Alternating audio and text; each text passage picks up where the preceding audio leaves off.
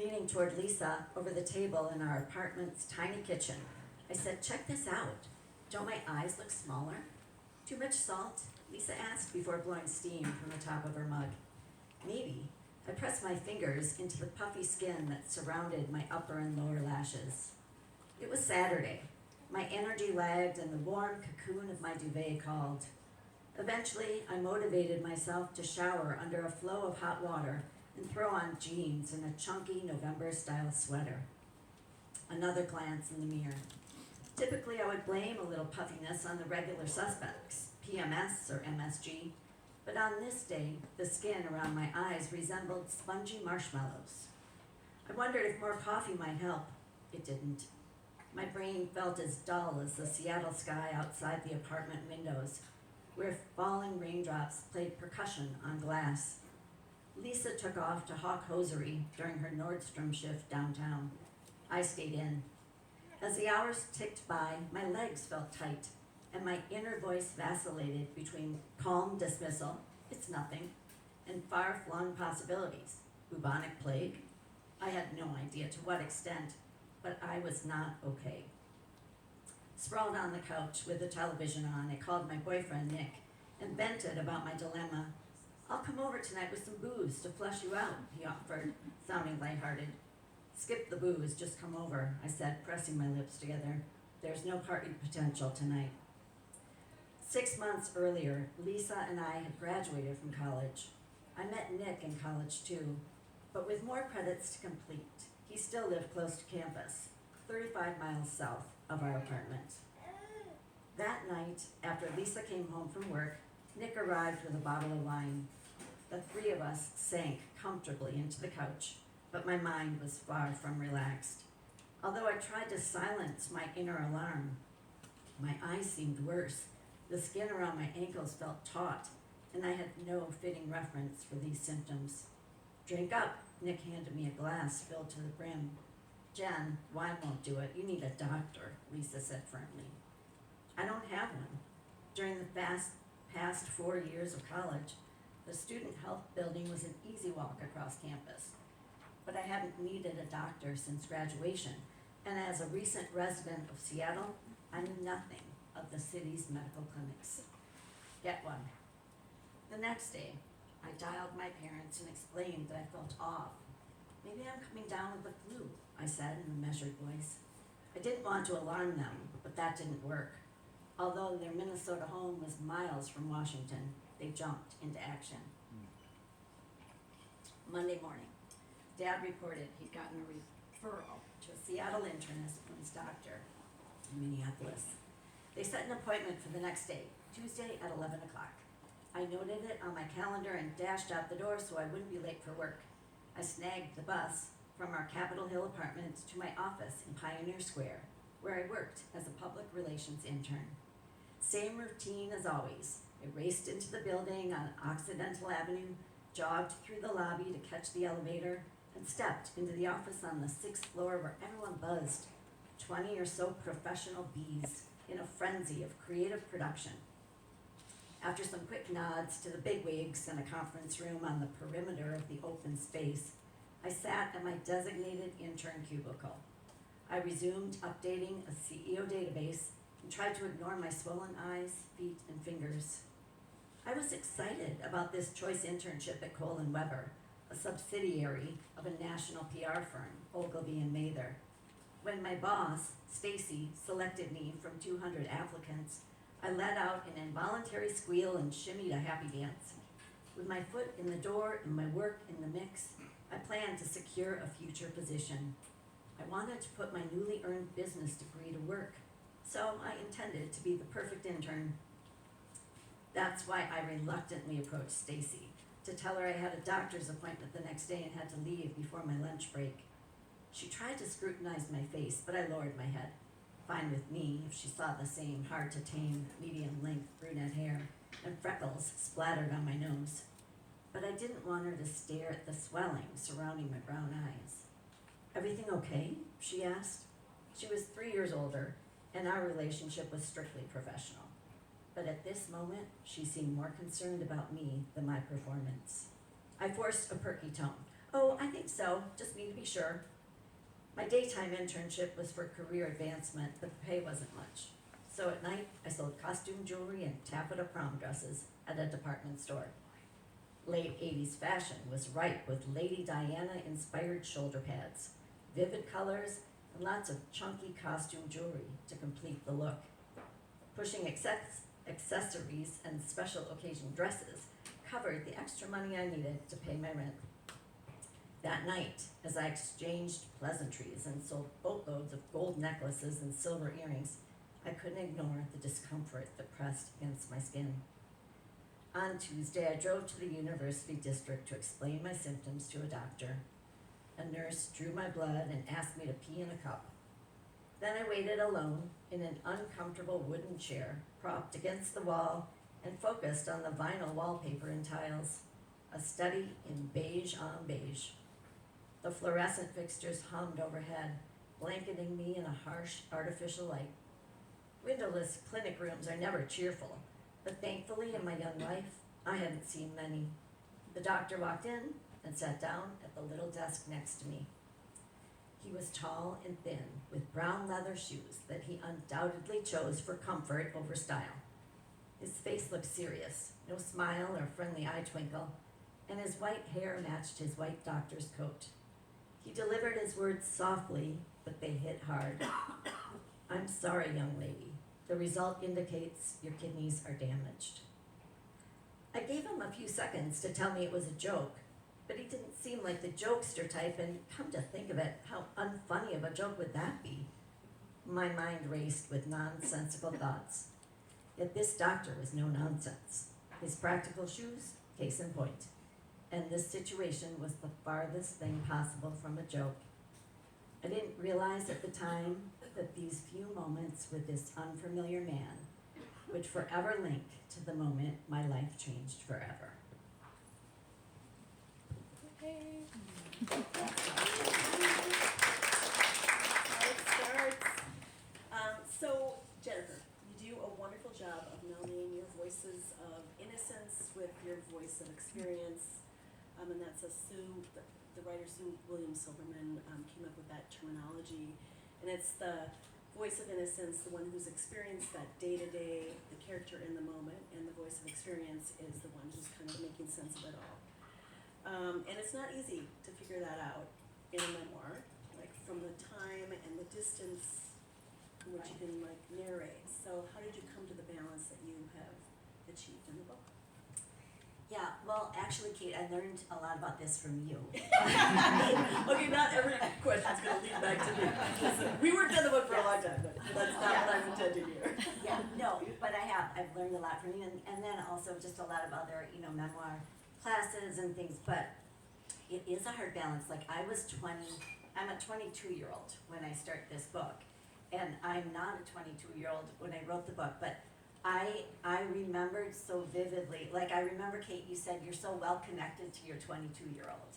And I was well connected to that person that was me, because I did keep a lot of journals and records and things of how everything felt when it was happening. And I think I was a little more like sarcastic at that age and a little bit more like detached from this could actually be a big problem. And I just was able to retain what that felt like. But I think one of the big things that we worked on is where to start. And I think that, like, and Nina, I've learned this in classes with you too, that a lot of writers, I think, do give way too much backstory. And I've kind of learned, like, to look at writing and think, do we need to know all that before we got to what was really the problem? So it was important to me to kind of start at the problem, like my eyes are puffy, what's going on here? And I remember, Kristen, you said when I was like reading to my writing group some kind of alternate beginnings, you're like, I like that one because it's like you're 22 and you know you're 22, but we're all kind of like, what's going to happen here? Something's wrong here. And that's what I wanted to achieve from the beginning. And like, but that voice of, I know what makes sense. Like, so for a while you might have been residing very close to that 22-year-old. What do you gain then by kind of stepping out and tapping into your writer self who's writing the book and knows all the Yes. things that happened. Yeah, I think that makes such an interesting perspective because like just at the very end of the chapter when I say I didn't realize at the time that these few moments with this unfamiliar man would forever link, like that wiser voice that kind of hovers over and sees what's happening but you didn't know what was happening then. I just think that adds an interesting nuance to the storytelling. And creates urgency too. Yeah. It's great. So you wrote a version of this memoir a really long time ago. And actually, I'm going to just read a little bit of an email, because we started working together on this in 2017. Yes. Ooh, this is a surprise reading from an old email. I didn't tell you I was going to do this, but this is my, like, Yeah, I can't I can wait. do whatever I want moment. She told me she might surprise me, so here we go. Well, I just discovered this. I just Okay. discovered this afternoon. So it says, it's been a while since we met, and you encouraged me to rework my Live Happy story. So this is what she was calling it back in the day. Live happy, damn it. Live happy, damn it. I have had a major is all caps, mental block on it. And I realized the idea of rewriting, in quotations, is so loaded with dread, a total thought drag. So I don't know what happened, but somehow I got my brain to think of it as a new project altogether. And the good news is, I've actually been working on it. Yay! Yay! Wow, major. So, I mean, within that is, like, says so much about, like, what you have to do to get a book published. It's not a first draft, it's not a second draft, it's not a third draft. Yeah. So you started this a long time ago, you went back to it, and were able to think about it as a new project. Like, Yeah. what were some of the other challenges, and how did it change over all those years of writing and rewriting? Okay, I've been thinking about this so much because that first book I wrote really was for family and friends.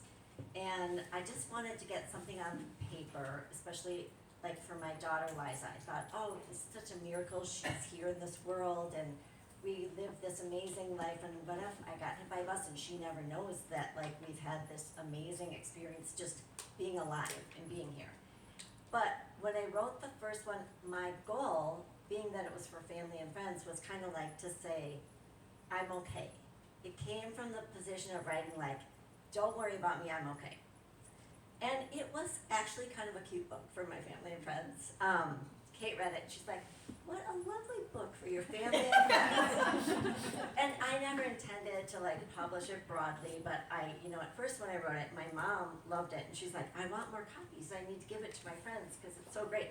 So I was printing it out at like Kinko's for like $40 a pop or something. Like I gotta figure out a better way to distribute this. So then I did it through Create Space, but it really was to just give to my family and friends. And so I realized then, talking to Kate and taking memoir classes and all the things that I was looking into, is that Kate said, let's rewrite it for a broad audience so it will appeal to more people than your family and friends. She said, first of all, we gotta take all the people out who don't matter, because I thanked like every Breck mom. They did matter. I didn't see it like that. I mean, to the story. I thanked everyone who brought me chicken noodle soup. And she's like, that's nice, but they don't all need to be in there. But so what I realized is, this is one of the main things I realized, like, to have good coping skills. My coping skills are really a big part of my life. And my coping skills are how I'm gonna kind of reframe something and figure out how to move on. Well, that's very different than writing skills. And I realized to write this well, one thing I read in the New York Times about somebody advising about memoir writing is make them worry about you. And my first one, like, live happy, damn it, like, for everybody, don't worry about me, I didn't want them to worry about me. So it was kind of a light, breezy little dash through kidney failure, but it's all okay. And Kate said, you had kidney failure at 22. That had to be really hard. You need to tell us how hard. And so that's why I dreaded it. I was like, oh, I gotta dive back into all the hard stuff. But I finally realized I can do that, and I did it, and it's been really rewarding to write it, through all the emotions that happen in the book. And for me, I mean, some of you read the book and read parts of the book, and others of you have not yet, but the parts that are so powerful are the really, really hard parts that I know were Yeah. hard to write, and we can feel that on the page. So Yes. I'm going to share something else with us. I'm going to read a hard part. Yay! Okay. I think this is pretty self-explanatory, but I'll just tell you I was I was on the verge of kidney failure, and I didn't know what was gonna happen. I didn't wanna have kidney failure, and we were gonna get a second opinion. It looks like you're headed toward dialysis, Jennifer, Dr. Brown said glumly, right before he discharged me. I had doubled down on all my creative visualizations to get better, so his words, coupled with the misery I hauled inside my body, the pressure, the fluid, the weakness, crushed me. I realized my brain had created two compartments, better and bad. I focused mostly on better. Get better, get better, get better. The bad category existed as a parking lot to store my disastrous notions and deepest fears. I would sort through these thoughts later, only if I needed to. Later came too soon. We wanted to feel we'd done everything possible, so with Dr. Brown's blessing, my parents and I sought a final verdict from the Mayo Clinic in southern Minnesota. Celebrities and royalty have flocked to this esteemed institution seeking help, so why not me? Off to Rochester we went, the mecca of second opinions and desperation mixed with hope. We arrived the night before my appointments and stayed at the nearby Kaler Hotel. I'd become a shell of my former self. I dressed slowly and positioned a scarf over my head to hide my lacking locks. My prednisone-wasted muscles made it difficult to walk, and my arms couldn't beat a toddler in a wrestling match. I was a bloated waif. A skyway connects the hotel to the clinic, so my dad pushed me in a wheelchair while my mom walked by my side. We approached a big circular desk in the middle of an enormous lobby. The seated receptionist looked preoccupied and slightly bored. She handed over a list of tests, labs, and appointments. I took the schedule and realized this woman provided handouts to ill people day after day. What kind of a job was this? Working at the sick factory. Patients like me came with hope for their life. She came for a paycheck. How differently we experienced this same space. The contrast unsettled me. Doling out medical to-dos, she resided safely on the healthy side. I'd crossed the line to the wrong side of life. After a full day of various procedures, they scheduled me to see Dr. Donaldson, the nephrologist. I hoped he would identify something Dr. Brown had missed. Was I crazy to want him to be a wizard, wave a magic wand, and abracadabra, restore my normal life? Mom, Dad, and I sat on the long built-in couch in his office and waited.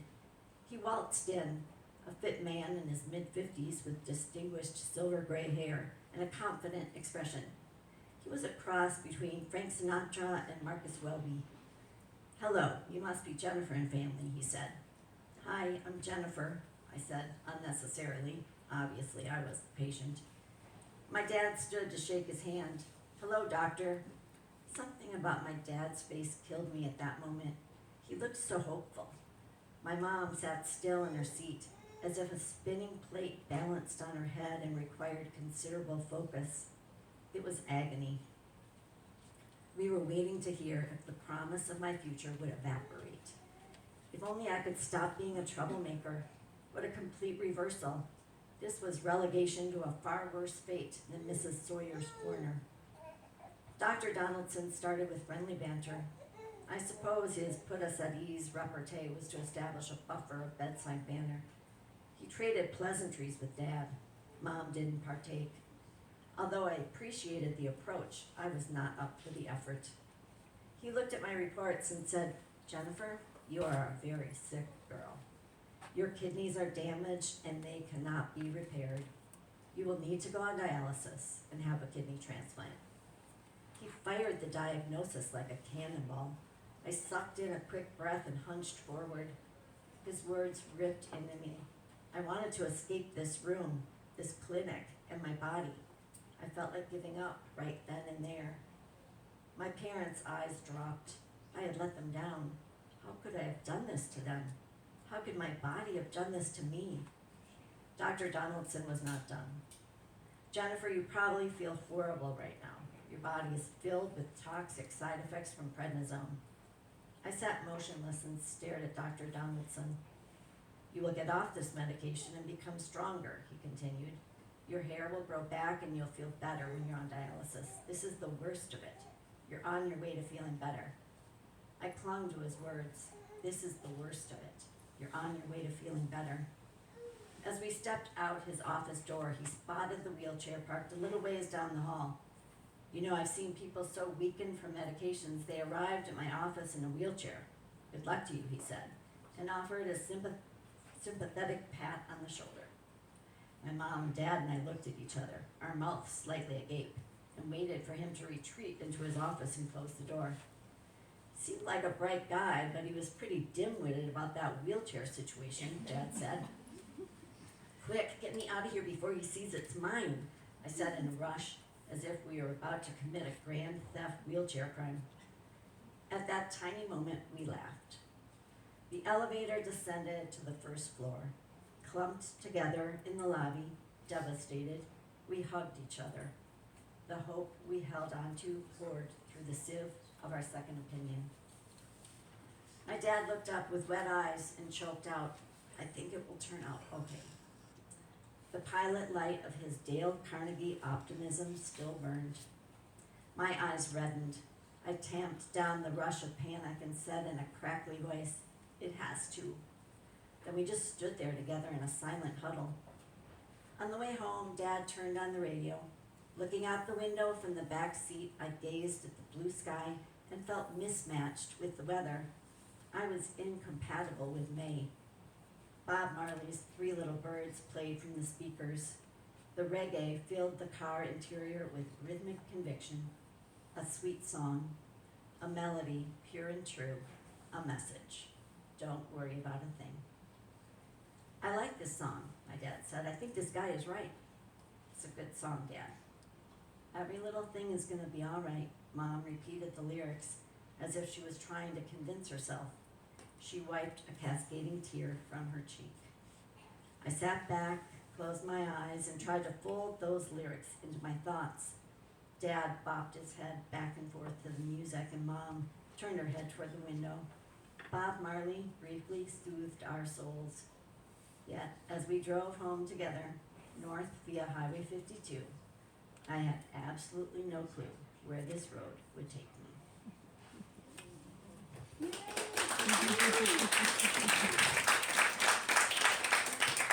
I'm rearranging a little bit, so, Okay. because this scene that she just read is such a great illustration of the love that's in this book, and it really is a love story, like, to your family, to Liza, and also it's a story of a marriage, and what happens when there's a serious health issue.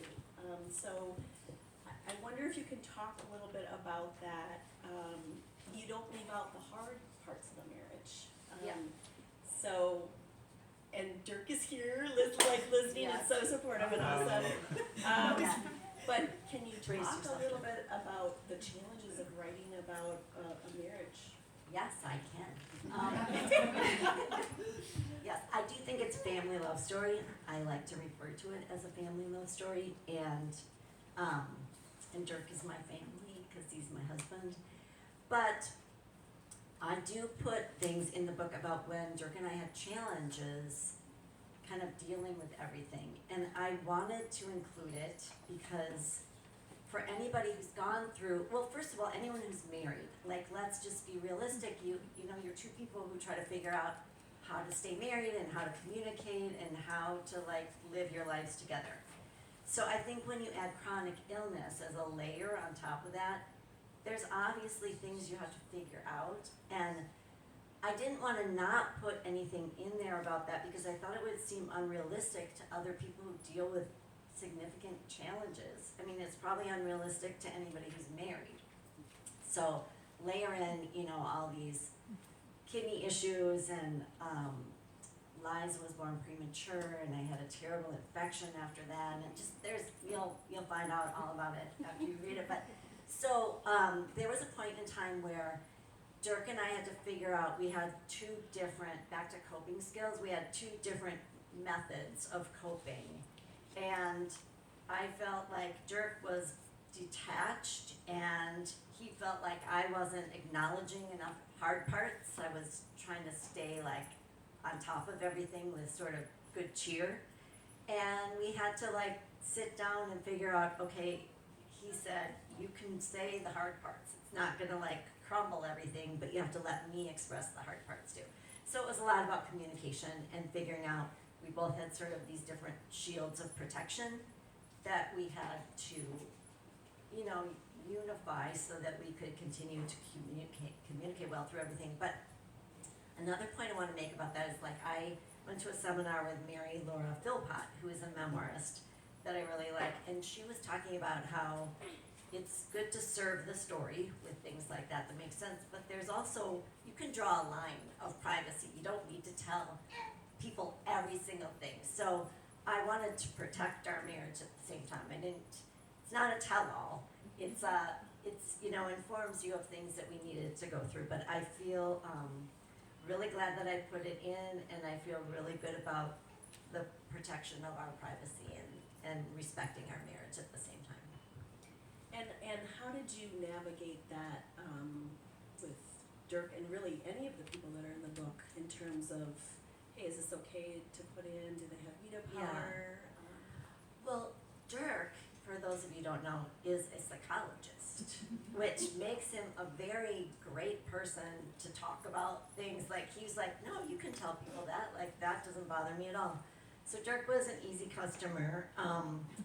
Everyone was easy customers. There was nobody who really didn't approve of what I wrote about them in the book. So that was nice, because I know that can be a tricky thing for a memoir writer to, include things or not include things. The only person in the book, there's a boyfriend named Nick, not his real name, and there was some trouble with Nick, and I didn't think it was very flattering, the things that happened with Nick, and I just didn't feel cool about having this book in the world without him knowing about it, but I haven't talked to him in like 30 some years, and so I called him, and I just told him about the book and everything, and it ended up being the best conversation, because he had felt bad about those things for 30 some years, and like this immense closure happened,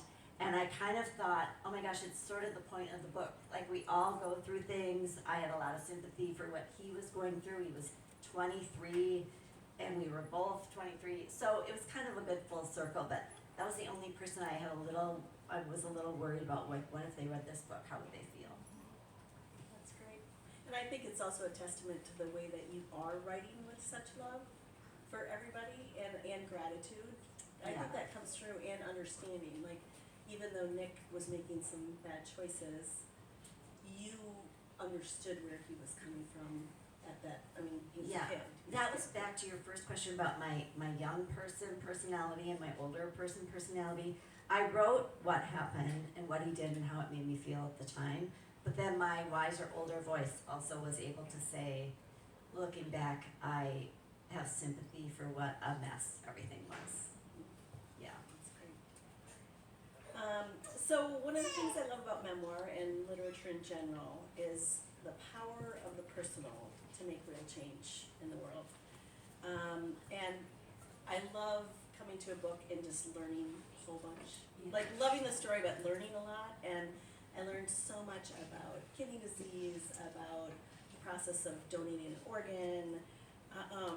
And so this is not just your story, but potentially a very powerful tool to spread the word about this. Yes. And so was this idea of using your story as a tool kind of in your mind while you're working on the book? Yeah, it was definitely in my mind because through the National Kidney Foundation, I'm a peer mentor and I talk to kidney patients one-on-one. And being an empathetic, understanding person about what people are going through is really valuable. And I really enjoy that work. And I would, hang up with my mentees and think, I wish I could talk to more people at once. And so I thought, this book can do that. It's a way to spread my message broadly, and I liked that idea. But also, like with organ donation and becoming a registered donor or learning about living donors, it's not something that everybody knows a lot about. And I really am a big believer in the power of stories. So if you want to learn about something in a good way, I think the best way is to hear a story. And so I hoped that hearing the story about, my mom donated her kidney to me for my third transplant. My husband went into a pair exchange program for my last transplant. That's so much more effective to learn about something than to read a brochure about it. So I knew that my story had the power to do that, and I was glad about it. And then also, just more on a broad level, I believe what you believe, that memoirs, like there's a kind of a universal thread. So I said this the other day, that I'm probably the only person who's had 4 kidney transplants in this room, but I think everybody can find universal threads in this memoir, and I think that's because we're all humans and we all deal with challenges and have to figure it out. And one of the things that really inspired me in my life, just kind of getting through things, was a quote from Joseph Campbell, which I'm sure many of you have heard. It's, "We must be willing to let go of the life we've planned so as to accept the one that waits for us." And I kind of set that out to be my mission. How am I going to let go of the life that I planned in Seattle with the friends and the career and all of that, and accept this new one? And I talked to so many people, and that's not just me. I mean, there's a lot of people that are trying to figure out, how do I live this life that didn't go like I thought it was going to go, and how I'm going to accept it and move forward. So I really love the universal message that it touches on. I just have 2 more questions, and then we're going to open it up after one more short reading. But next one is was there anything in terms of what emerged or in the process of writing that surprised you? Yes, there were things that surprised me. One thing is I was surprised at how much I loved writing it. Like, I loved the act of writing this book. And like, if you get beyond like the really hard parts that were hard to kind of, plow through, just the act of like balancing heartbreak and humor I was interested in how to do that, and I kind of dove into that, and that was like the craft of that was fun for me. I was really interested in, I like how writing can have a rhythm, almost musically, like in a short sentence with a longer sentence, and kind of the balance of the writing. I really had fun creating rhythms when I wrote it, and that surprised me. Like, I thought that was cool. And then there are some like complicated medical things that I try to reduce. And Nina, I think it was you that said you really like make those simple to understand. I try to boil some complicated things down into really easy to digest sort of things, and I thought that was fun to do. So I really had a great time like writing the book, and that surprised me. Like, I would stay up late going, I should go to bed, but I'm having so much fun writing this book. And then the other thing is, I just feel so liberated. Like, that's kind of a surprising feeling. Like, now that it's done, I feel liberated that it's out in the world, because I remembered when I was in my 20s on dialysis, and a social worker said to me, I think you're inspiring to other patients. Maybe you should have a career in dialysis. And I thought, she is crazy. Like, I just can't wait to get out of here. Like, there's no way I would immerse myself in this as a career.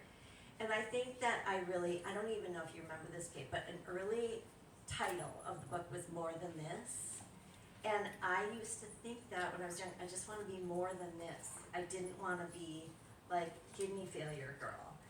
And now I I have done so many things that are beyond this kidney story.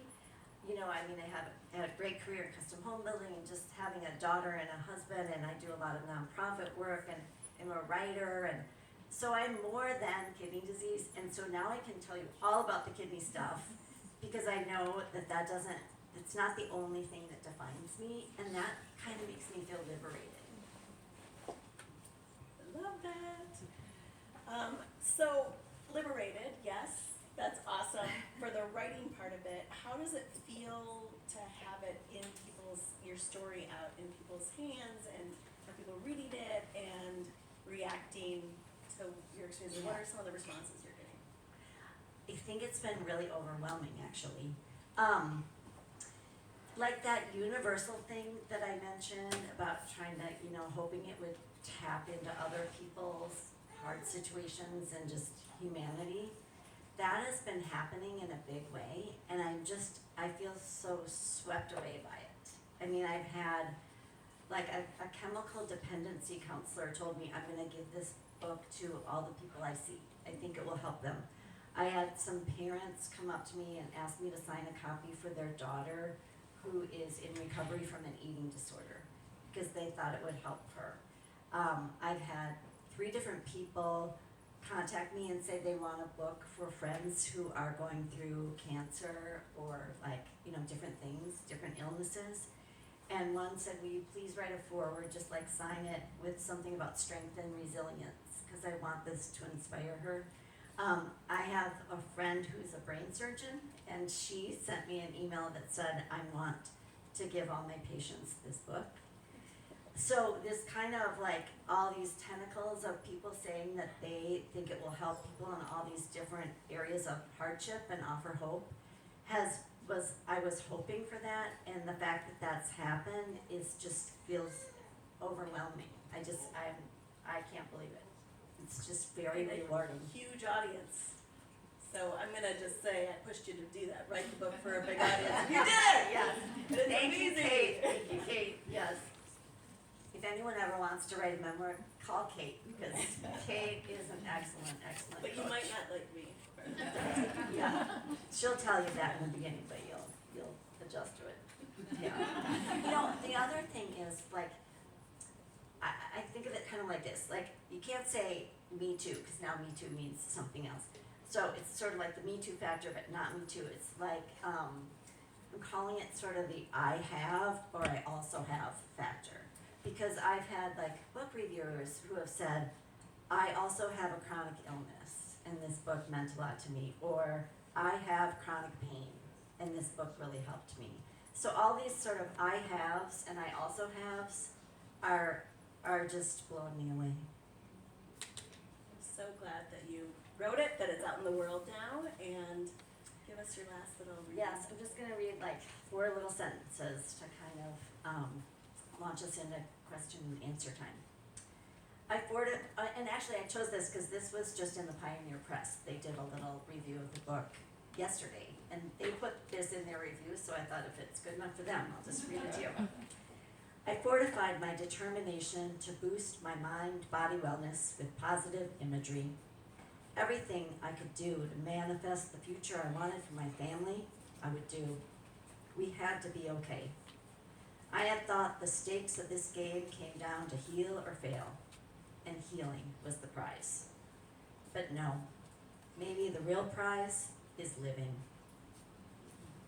Yay!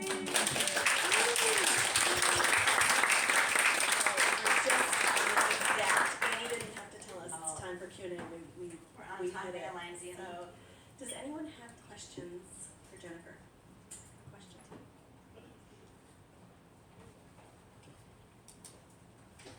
Yes. So I'm almost done, and I told Jennifer earlier that I will never again take for granted the joy of peeing.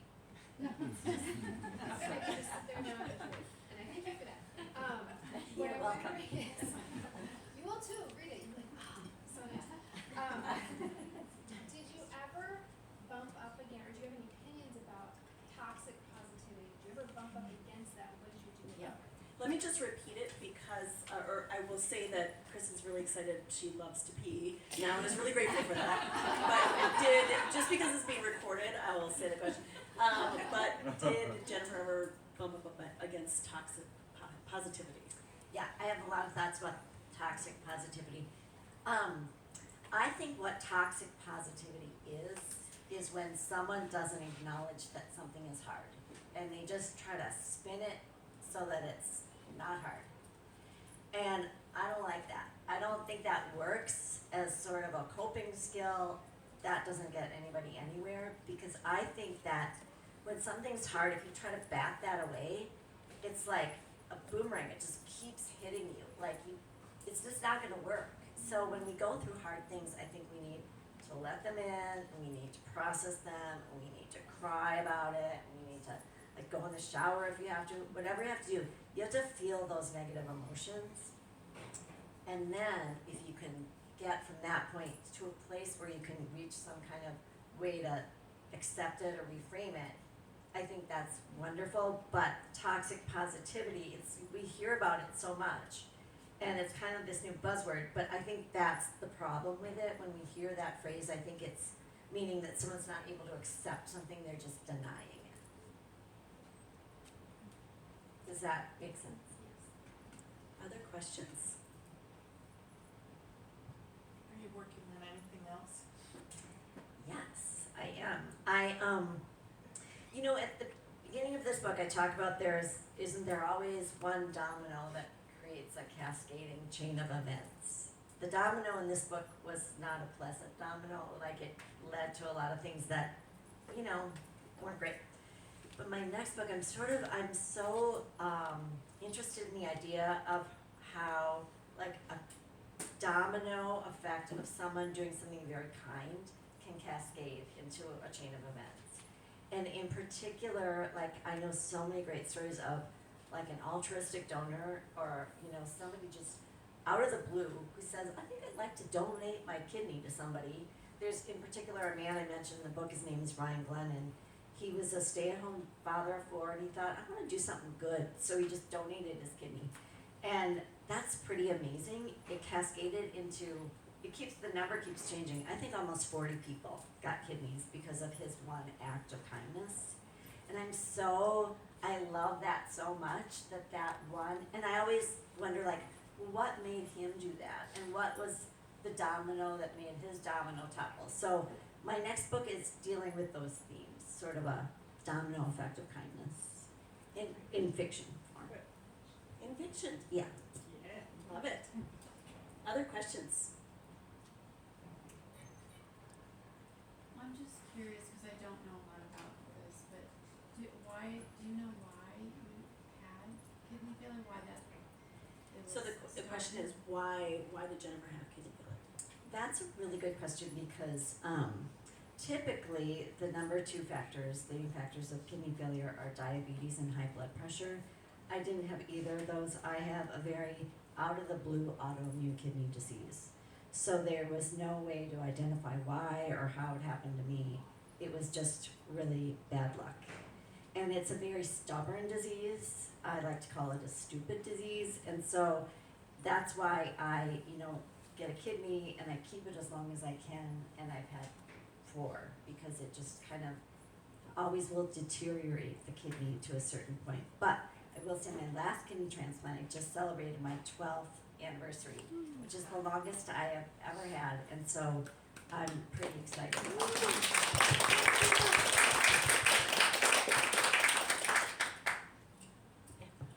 How did you get the idea of going from your own memoir, your own story, to then taking the thread of that about how to help others or be optimistic or take that piece out of it to make a whole nother part of the story? You mean for the next book I want to write, Or or? even for this one, where you talk about optimism and the importance Oh. of it, but that's a piece beyond your own story. Yeah, it was really how I ended up managing this. I mean, I realized that I had to make a decision. I had this very big moment where I thought, I'm never getting out of this. I'm never going back to where I wanted to go back to. So how am I going to go forward? And I realized uncertainty, there was a couple of different things that happened, but uncertainty, I realized, is not just my thing. For a while I was like, why is this just happening to me? And I was at dialysis, again, I was like 23, and there was this very healthy technician named Tom who helped all the patients, most elderly patients. I was the young one. And one day I came in and everyone was sad, and Tom had died. Young Tom had a brain aneurysm and died. And I just looked at all of us dialysis patients and thought, how could we outlive Tom? Like, that doesn't make sense.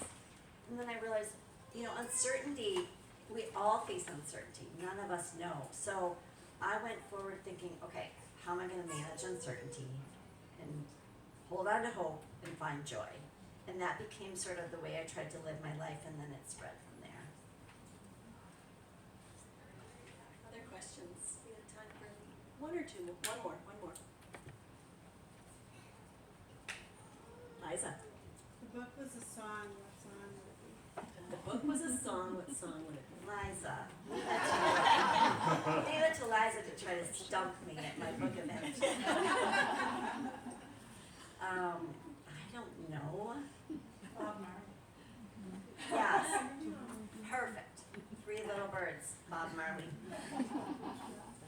But also, song-wise, I will tell you all that there's a scene in the book where Liza and I were in the car and got a very important phone call that an altruistic donor was a match for me and was willing to give me his kidney. And we turned off, the music right away when the coordinator called, and then the call was done.